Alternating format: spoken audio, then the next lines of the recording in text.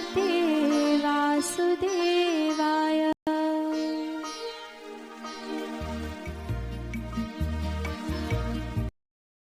नमो नमः।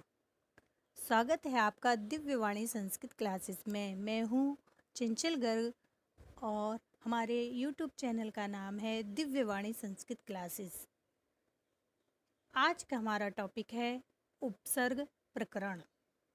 टॉपिक शुरू करने से पहले हम कहेंगे, जो हमारे वीडियो को प्रथम बार देख रहे हैं वो हमारे वीडियो को लाइक करें, सब्सक्राइब करें।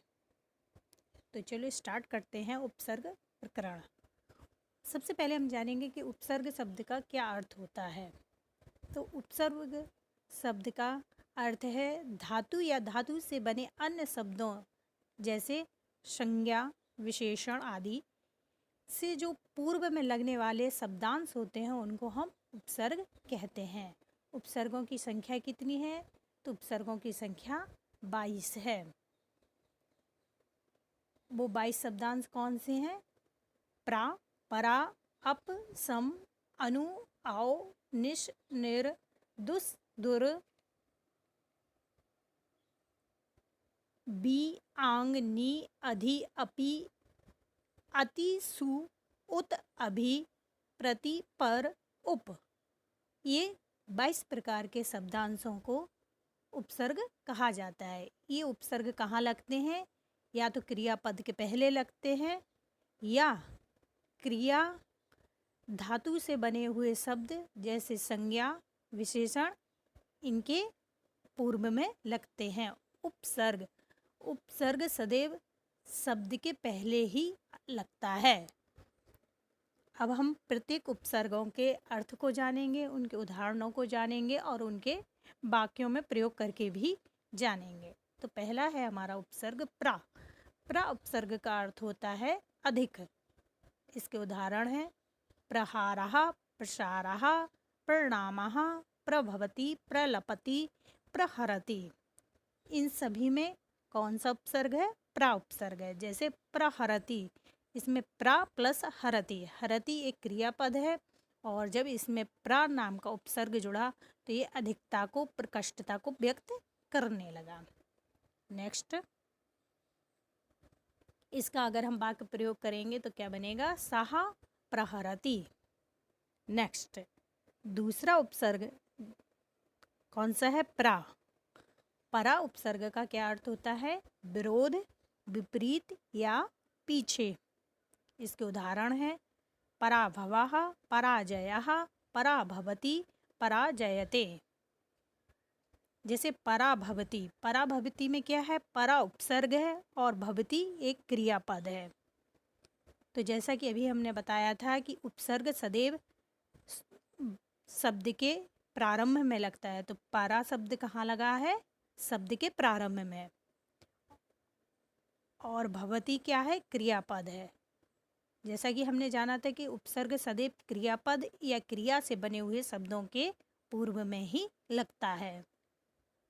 नेक्स्ट, तीसरा उपसर्ग है अप उपसर्ग। अप उपसर्ग का क्या अर्थ होता है? इसका अर्थ होता है हीनता। इसके उदाहरण हैं अपशब्दः, अपवादः, अपकारः, अपनयति, अपचरति, अपगच्छति इत्यादि। इसका वाक्य में प्रयोग करेंगे। वाक्य बनेगा सत्संगतिः दुर्गुणम् अपनयति। जैसे इसमें अपनयति, नयति एक क्रियापद है और अप उपसर्ग है। जब नयति के साथ अप जुड़ा तो क्या बन गया? अपनयति। नेक्स्ट,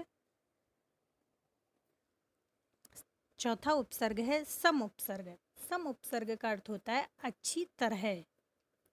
इसके उदाहरण हैं संस्कृतः, संहारः, संकल्पः, संस्कारः, संभवति, संचरेत, संलपति और संहरति। इन सभी में जैसे संहारा, हार एक शब्द है और जब इसमें सम उपसर्ग लगा तो क्या बना? संहारा। इसका वाक्य प्रयोग होगा रामाः राक्षसं संहरति। नेक्स्ट 5वां उपसर्ग है अनु उपसर्ग। अनु उपसर्ग का अर्थ होता है पीछे या साथ में। इसके उदाहरण हैं अनुकरणम, अनुभवः, अनुभवति, अनुकरोति इत्यादि। इसका वाक्य प्रयोग बनेगा पुत्रः जनकम अनुकरोति। पुत्र पिता का अनुकरण करता है। अनुकरोति में अनु उपसर्ग है, करोति एक क्रियापद है और क्रियापद के प्रारंभ में लग के ये अपसर्ग लग के अनुकरोति शब्द बना है। नेक्स्ट उपसर्ग है, 6वां उपसर्ग है आओ। आओ उपसर्ग का अर्थ होता है हीनता। इसके उदाहरण हैं अवगुण, अवाप्नोति, अपचिनोति इत्यादि। इसका उदाहरण बनेगा अहम न अवगच्छामि, मैं नहीं जाऊंगा। नेक्स्ट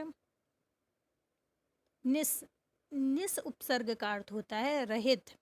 इसके उदाहरण हैं निस्तेजः, निष्शंकः, निष्कलंकः, निश्शरति। उदाहरण होगा इसका वाक्य में प्रयोग गंगा हिमालयात निस्सरति। नेक्स्ट 8वां उपसर्ग है निरुपसर्ग। निरुपसर्ग का अर्थ होता है बाहर या निषेध। इसके उदाहरण हैं निर्देश, निरपराधः, निर्गच्छति, निरुपायः। वाक्य प्रयोग बनेगा बालकः विद्यालयात् निर्गच्छति, बालक विद्यालय से बाहर जाता है। निर्गच्छति में निर उपसर्ग और गच्छति क्रियापद है, दोनों को मिलाकर जब बना पद तो क्या बना निर्गच्छति। नेक्स्ट 9वां उपसर्ग जिसका नाम है दुस उपसर्ग का हिंदी में अर्थ होता है कठिन।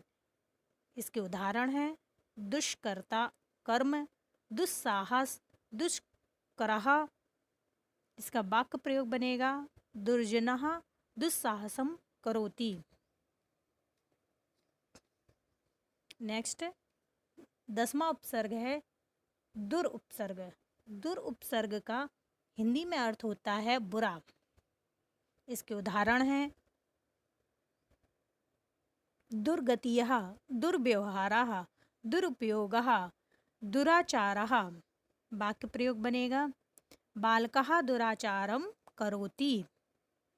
नेक्स्ट 11वां उपसर्ग है वी उपसर्ग का अर्थ होता है बिना या अलग।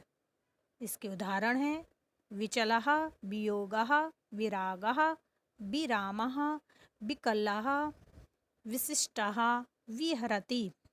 इसका वाक्य प्रयोग बनाएंगे युवकः तत्र विहरति। नेक्स्ट 12वां उपसर्ग है आंग उपसर्ग।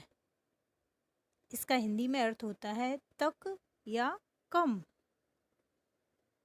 इसके उदाहरण होंगे आजन्मः, अकंपः, आच्छदः, आमरणम, आसमुद्रम, आनयति, आलपति या आक्रामति। इसका वाक्य प्रयोग बनेगा पुरुषः अजाम आनयति। आनयति में आंग उपसर्ग प्लस नयति धातु पद है। आंग के ंगा का इस संज्ञा हो जाती है और उसका तस्य लोपा से लोप हो जाता है। तो आंग उपसर्ग में जब वो किसी पद से लगता है तो केवल आ शेष रह जाता है और वही आ पद में लग जाता है। नेक्स्ट 13वें उपसर्ग नी का अर्थ होता है नीचे या निषेध। इसके उदाहरण हैं निवारणम, निपातः, निहितम, निकृष्टः, निपतति, निक्षिपति। इसका वाक्य प्रयोग बनेगा जलम निपतति। नेक्स्ट 14वां उपसर्ग है अधि उपसर्ग। इसका अर्थ होता है अधिकता। ये सन 2009 के पेपर में आया हुआ क्वेश्चन है। इसके उदाहरण है अधिकाराः, अधिहरिः, अधिकारी, अधिशासी, अधिगच्छति, अधिरोहति, अध्यास्ते। वाक्य प्रयोग बनाएंगे इसका।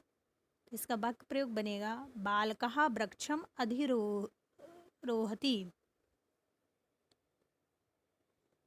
नेक्स्ट 15वां उपसर्ग है अपि उपसर्ग। ये भी सन 2010 में आया हुआ क्वेश्चन है। अपि उपसर्ग का अर्थ होता है निकट या भी। इसके उदाहरण है अपिधानम इत्यादि। अपि का विकल्प से आ का लोप भी हो जाता है कहीं कहीं, जैसे अपिधानम का क्या बन जाता है पिधानम। नेक्स्ट अति। अति उपसर्ग का अर्थ है अधिक।